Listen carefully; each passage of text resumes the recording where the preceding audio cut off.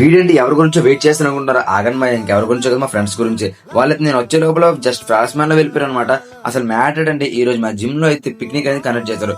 ఈసారి కాదు, every year first అనేది కనెక్ట్ చేస్తారు అనమాట. ఈసారి మేము జిమ్ కి వెళ్తున్నాం కాబట్టి మేము కూడా యాడ్ అయ్యామన్నమాట.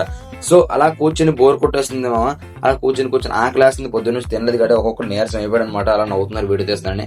అలా అనేటప్పటికి మా జిమ్ ఓనర్ అయితే టిఫిన్ చేస్తారా అన్నారు. మరి ఆకలితో ఉన్నాడు, ఇంకేం కావాలి. అందుకే జిమ్ బస్సు నుంచి అందరం అయితే దిగిపోయాం అనమాట. దిగిపోయి వెంటనే అందరం అయితే టిఫిన్స్ కి అయితే రెడీ అయిపోయాం. బస్సు అయితే పార్క్ చేసి వచ్చారనమాట.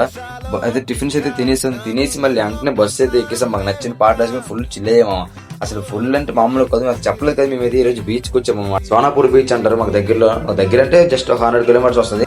ఈ బీచ్ నేను వెళ్ళిపోతే ఫస్ట్ టైం. ఈ బీచ్ నేమ్ వచ్చి సోనాపూర్ బీచ్. చాలా అంటే చాలా మంది జనాలు ఉన్నారు మామ. అదేంటో తెలియదు మరి. అది వెళ్ళేటప్పటికి మా వాళ్ళైతే వంటలని ప్రిపేర్ చేశారు. వంటలని ప్రిపేర్ అంటే జస్ట్ ఒక స్నాక్స్ వరకు రెడీ చేశారు అనమాట.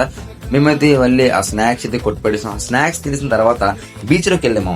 అదేంటో కానీ బీచ్ దగ్గర చాలా ఇంట్రెస్ట్ గా చాలా జనాలు ఉన్నారు. అదేంటో చూసేటప్పటికి బోటింగ్ జరుగుతుంది. ఆ బోటింగ్ గురించి మీకు ఇంకో వీడియోలో చెప్తాను. మేమైతే లంచ్ చేయడానికి వెళ్ళాం. 3:30కి వెళ్ళాము తిరుక్కొని. అది తిరిగేసేపటికి మళ్ళీ బీచ్ దగ్గరికి వచ్చి అలాగే ప్రశాంతంగా ఇంకా లేట్ అయిపోతుందని అక్కడ నుంచి వేగంగా వచ్చాం అనమాట.